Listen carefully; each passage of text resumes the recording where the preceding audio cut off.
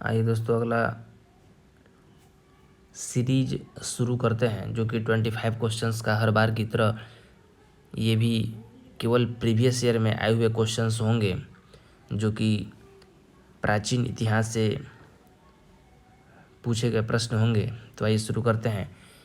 बराबर की गुफाओं का उपयोग किसने आश्रय गृह के रूप में किया? दोस्तों इसका सही आंसर है ऑप्शन ए, आजीविकाओं ने आश्रय गृह के रूप में किया। आजीविका संप्रदाय के संस्थापक थे मखली गोसाल। मखली गोसाल आजीविका संप्रदाय के संस्थापक थे। मखली गोसाय आजीविका संप्रदाय के संस्थापक थे। उसके बारे में कुछ महत्वपूर्ण जानकारियाँ दी गई हैं, आप इसे ज़रूर पढ़ सकते हैं और अपने नॉलेज को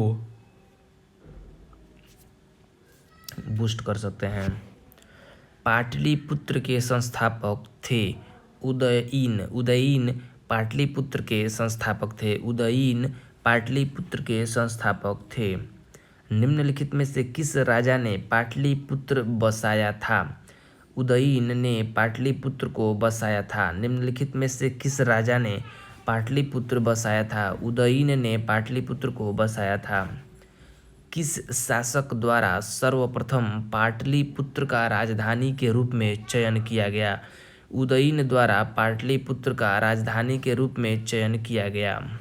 उदयीन द्वारा सर्वप्रथम पाटलिपुत्र का राजधानी के रूप में चयन किया गया। विश्व का पहला गणतंत्र वैशाली में किसके द्वारा स्थापित किया गया? विश्व का पहला गणतंत्र वैशाली में लिच्छवी के द्वारा स्थापित किया गया। विश्व का पहला गणतंत्र वैशाली में किसके द्वारा स्थापित किया गया? तो सही ऑप्शन हो जाएगा डी, लिच्छवी। वैशाली के लिच्छवियों ने विश्व का पहला गणतंत्र स्थापित किया था। वैशाली बुद्ध काल का सबसे बड़ा तथा शक्तिशाली गणराज्य था। लिच्छवी वजी संघ में सर्वप्रमुख थे। मगध की प्रारंभिक राजधानी कौन सी थी? तो दोस्तों मगध की प्रारंभिक राजधानी राजगृह गिरिव्रज थी। मगध की प्रारंभिक राजधानी राजगृह थी।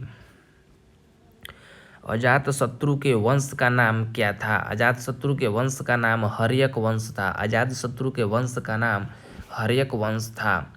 सैंड्रोकोट्स से चंद्रगुप्त मौर्य की पहचान किसने की? सैंड्रोकोट्स से चंद्रगुप्त मौर्य की पहचान विलियम जोन्स। सैंड्रोकोट्स से चंद्रगुप्त मौर्य की पहचान किसने की? William Jones. विलियम जोन्स ने सैंड्रोकोट्स से चंद्रगुप्त मौर्य की पहचान की। विलियम जोन्स पहले विद्वान थे जिन्होंने सैंड्रोकोट्स की पहचान मौर्य शासक चंद्रगुप्त मौर्य से की। ब्राह्मी लिपि को सर्वप्रथम किसने पढ़ा? ब्राह्मी लिपि को सर्वप्रथम जेम्स प्रिंसेप ने पढ़ा। ब्राह्मी लिपि को सर्वप्रथम जेम्स प्रिंसेप ने पढ़ा। मेगास्थनीज की पुस्तक का नाम क्या है? दोस्तों मेगास्थनीज की पुस्तक का नाम इंडिका है।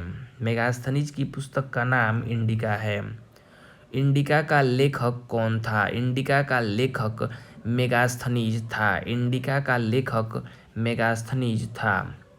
मेगास्थनीज दूत था। मेगास्थनीज सेल्यूकस का दूत था। मेगास्थनीज दूत था सेल्यूकस का। निम्नलिखित राजाओं में से किसका जैन धर्म के प्रति भारी झुकाव था? खारवेल का जैन धर्म के प्रति भारी झुकाव था। खारवेल का जैन धर्म के प्रति भारी झुकाव था। अंतिम मौर्य सम्राट था बृहद्रथ। बृहद्रथ अंतिम मौर्य सम्राट था। बृहद्रथ अंतिम मौर्य सम्राट था। प्राचीन भारत का नेपोलियन किसे कहा जाता है? प्राचीन भारत का नेपोलियन समुद्रगुप्त को कहा जाता है। प्राचीन भारत का नेपोलियन समुद्रगुप्त को कहा जाता है।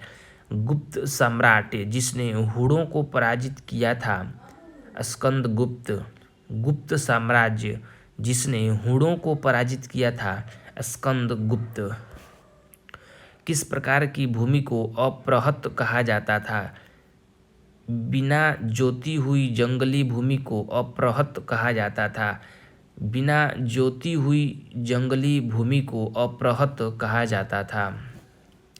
चीनी यात्री सुंग यून ने भारत की यात्रा की थी 515 ईस्वी से 520 ईस्वी तक। चीनी यात्री सुंग यून ने भारत की यात्रा की थी 515 ईस्वी से 520 ईस्वी तक।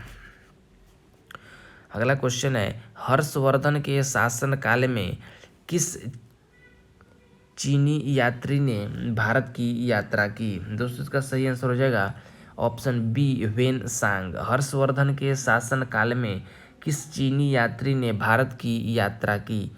दोस्तों इसका सही आंसर हो जाएगा option B, Hiuen Tsang. Hiuen Tsang ने भारत की यात्रा की। अगला क्वेश्चन है, कल्हड़ की पुस्तक का नाम क्या है? राजतरंगिणी। कल्हड़ की पुस्तक का नाम राजतरंगिणी है। राजतरंगिणी है।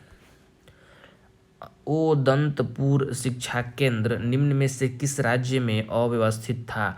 ओदंतपुर शिक्षा केंद्र बिहार राज्य में अवस्थित था। ओदंतपुर शिक्षा केंद्र निम्न में से किस राज्य में अवस्थित था? तो बिहार में अवस्थित था।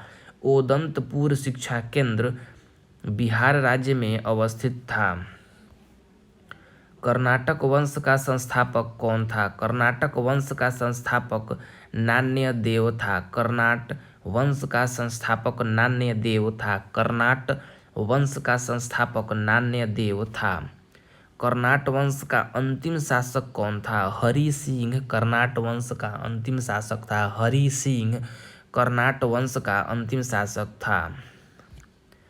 किस काल में अछूत की अवधारणा स्पष्ट रूप से उद्धृत हुई थी? किस काल में अछूत की अवधारणा स्पष्ट रूप से उद्धृत हुई थी? धर्मशास्त्र के समय में अछूत की अवधारणा स्पष्ट रूप से उद्धृत हुई थी। धर्मशास्त्र के समय में। दोस्तों इसी के साथ यहीं पे हमारा 25 प्रीवियस क्वेश्चंस का जो सेट है समाप्त होता है। अगला सेट बहुत जल्द आपके बीच लेकर मैं हाजिर रहूँगा। तब तक के लिए शुक्रिया। कृपया अपना ख्याल रखें। Thanks for watching.